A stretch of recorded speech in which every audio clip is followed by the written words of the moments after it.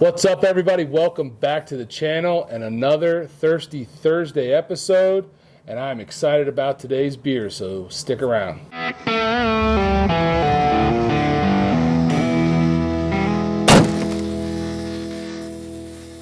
So I'm excited about today's beer because I've been wanting to try it for a while.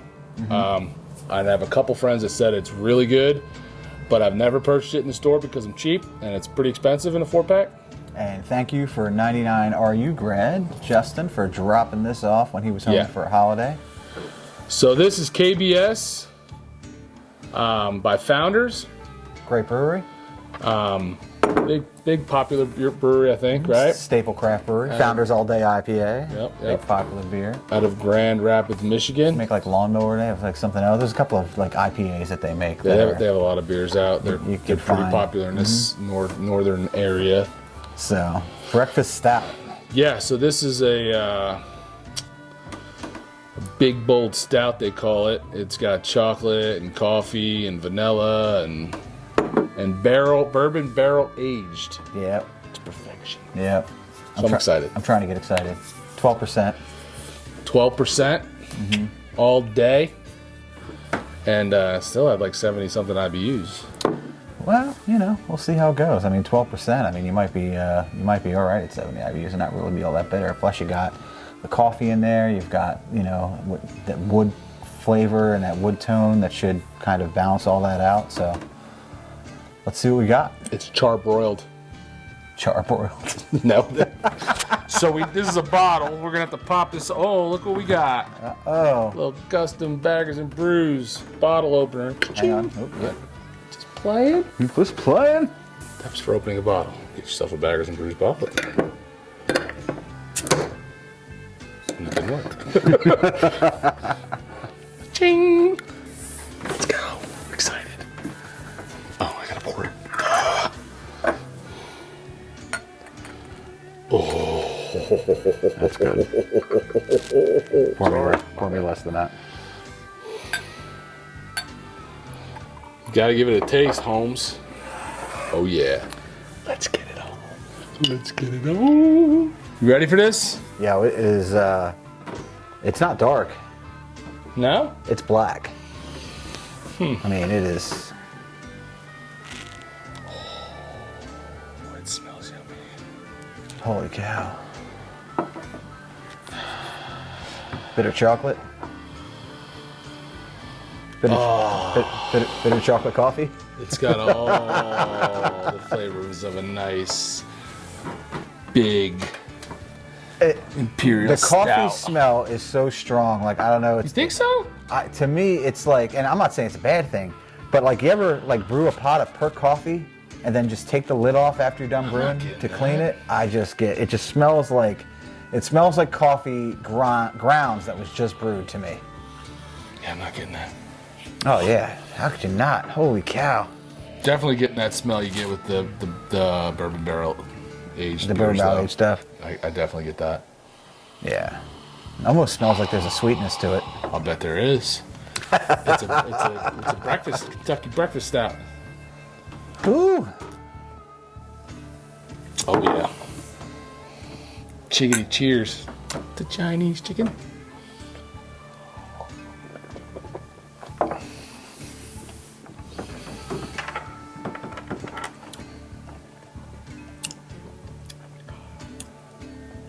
Creamy. It is creamy. If you let it swish it in the mouth a little bit, it's creamy. I like it. No? Man, you're a weird dude. For a guy that likes the science of brewing, it is so good. Let me just tell you right now, it's so good, which explains a lot about what you're going to hear from George right now.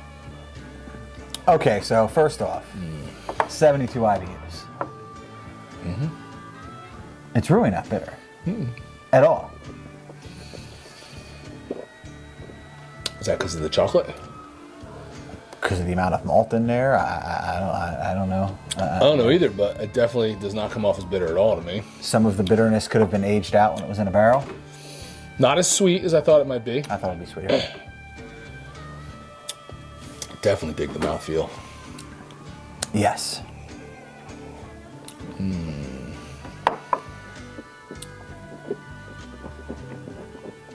I'm enjoying this, so you're gonna have to talk because I'm forgetting to say stuff. I like it. I get all the hints of chocolate, the coffee for sure, but not to me. The coffee's not overwhelming like some other coffee stouts I've had. To me, it's a lot of coffee. I mean, I Yeah, get the chocolate, but I'm getting a lot of coffee. It's kind of like I'm drinking coffee that I brewed this morning cold. Yeah, see, I don't get that at all. Yeah. And I've definitely had the stouts that taste like that.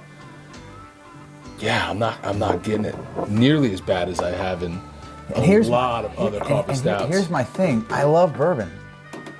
I like stouts. Not so much imperial stouts. They're usually not my thing. So what do you like a 4%? Yeah, I do like a lighter stout. Yeah. Heck? What was the stout you brewed? Or was that a porter? I was a porter. It was in the 5.5 range, 6 range, something like that. So you like bourbon and you like coffee. I just And you like don't stouts? like my beer put in bourbon barrels. I don't think I haven't found a bourbon barrel aged beer that I've just been in love with. Really? And to the point where I think I'm starting to prejudge them. Sure you are. It's like, eh. But you like a big Belgian triple. I do. Yeah, we just I have do. different taste buds because I'd rather have this than a Belgian triple. Yeah, you probably wouldn't. Yeah, I wouldn't. I'd rather I have had that. a couple Belgian triples that I like, but I'll take a big imperial stout any day over a Belgian triple. I gotta tell you, I even take even a Belgian quad over an imperial barrel aged stout. It's just they're just not my favorite beers. Now, do I like this one more than some that I've had? Yeah. Yeah. But So basically, understand where he's coming from. He doesn't like these to start with. So if you typically do like stouts, imperial stouts, coffee stouts with some chocolate and stuff, you're gonna like this. you're probably gonna love this beer. Yeah. I mean, not for nothing. I mean, this is it's got all of the elements that it should have. Just because I don't like it, am I going to give it like a 3 on Untapped? No. But it's just not it would probably, if we weren't here tasting this beers, it would probably never make it to my Untapped because I wouldn't buy it Right. for a number of reasons. One, I don't mind paying a lot of money for good beer. I mean, anybody who enjoys craft beer and enjoys the hobby known as craft beer has paid their fair share for some beer. But I am always leery about paying a lot of money for a beer that's in a category that I don't really enjoy. Well, I mean, that's just common sense, I guess. It is just common sense. So, I mean, that's why I'm saying... I wouldn't pay $20 for a 4-pack of a sour either, right? Well, which you sure as heck would. I sure as heck have. So, that's just personal taste. I mean, So- I've probably paid $35 or $40 for a 750 of a sour at some point. Boy. So... Yeah, so the one thing I'm not really... I don't feel like I'm getting vanilla. I think I'm getting it. So vanilla does funny things in beer. When you put vanilla in beer, it just doesn't taste like vanilla all the time. Because, vanilla has, kind of an alcohol component to it. And you're putting in there, and fermentation is kind of changing that, is changing the characteristics of what your taste buds know as vanilla. Whenever I put a ton of vanilla in my porter, a lot of vanilla in my porter, and it doesn't taste like when you put vanilla in like a drink or like in a milkshake. You put a lot of vanilla in that, huh? I put a lot of vanilla in that. And yet, peanut butter. Yeah. That's what it tastes like. Yeah. But the vanilla rounds things out a little bit. Okay. Is how I think of adding vanilla to a beer. And it's something that I've got a couple of recipes on deck that I haven't brewed with that I really want to experiment adding vanilla to that aren't stouts. So that is something I am.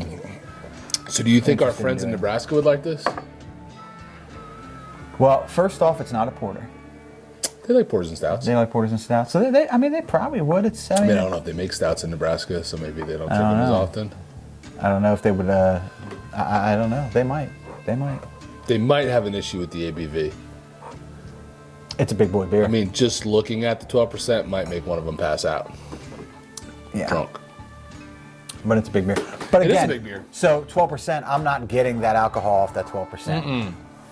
So And that's one of the first things that usually gets you Yes. with the big ABVs. You're like, all right off the bat, it's actually growing. alcohol. It's actually growing on me a little bit, but it's Listen, I'm going to say if you like stouts and you like some of them a little bit bigger, you're going to really like this one. If you like, it's good.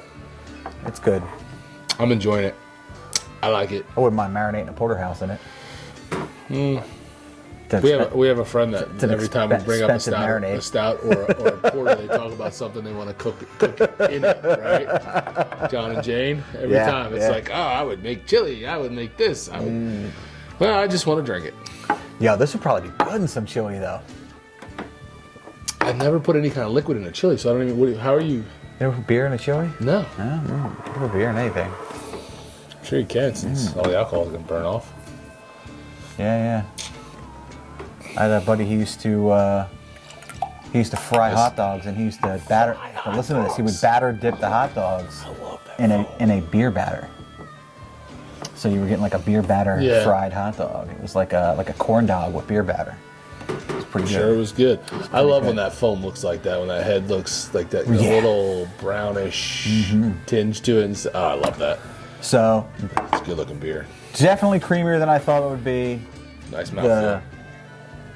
I mean, I'm telling you, if I opened up my French press or opened up, a perk pot of You have a coffee, French press? I do, with all that grain in there, with all that coffee granules in there, that's what that beer smells like to me. Well, see, to me, I don't get that. I get the chocolate. I don't get that. And I've cracked a lot of coffee. That coffee stout or porter that Murphy's made. Oh, the Irish, the Irish coffee porter. That smelled to me like crack. That smelled to me like what you're talking about. Like it was 50-50 coffee beer. Yes. That was very, very coffee. And I've had a lot. Like, I've had a lot of coffee stouts. When they say coffee stout, they are not joking. Like, you crack that sucker and the coffee hit. I don't get that like you're saying. It does not smell to me like I just brewed coffee. Yeah. I can't get it. Yeah. Like your sinuses are jacked. No, man. Well, it tastes too. Like, it doesn't taste like I don't taste heavy coffee in this. Yeah. I taste it, but just not heavy. With some room in the glass now, though, I can almost get a little alcohol smell out of it.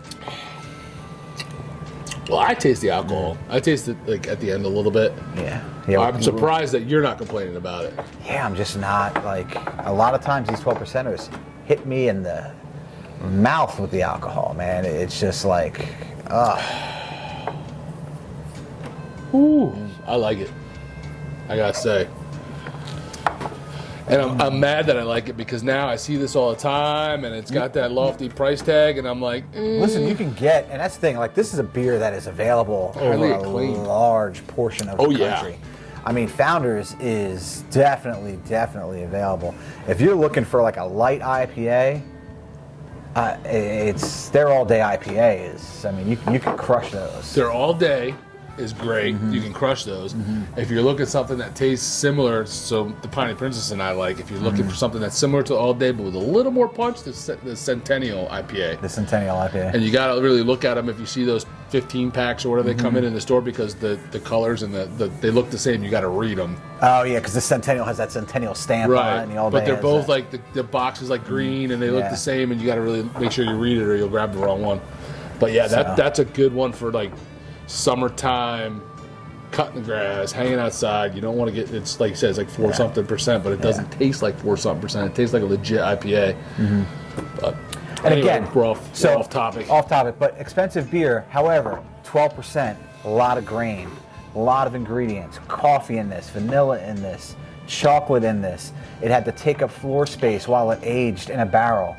You know, all of that goes into the price of a beer, and that's why this beer costs so much. I mean, do you remember what the 4-pack was? Because when I've seen it, it was. I think it's in the 20s. I think it's in the high 20s. Yeah, I think yeah. So, I think it's in the high 20s, pushing 30. I think I've seen this for 30 in some places because some of the places around here are a little more than others. So, again, though, I don't hate it. I love it. Yeah. Yeah, it's my kind of beer. Again, Imperial, I mean, to be clear, Imperial IPAs are your beers. You love them. But this is a stout. But I mean, Imperial Stouts. Imperial. Yeah. Imperial. Anything. I'm just very You're imperialistic. just Imperial. And, you know, not my first love, but... It's good, man. If you like Imperial Stouts, if you like bold stouts, and you like the coffee, and you like the chocolate and all that mixed in there... It's got all those things. You're going to like it, I think. Obviously, if you don't, then you're going to probably still like it, because he still likes it. I still like it, but if you don't like all those things, you're going to be upset you just dropped $30 in a 4-pack. Yeah.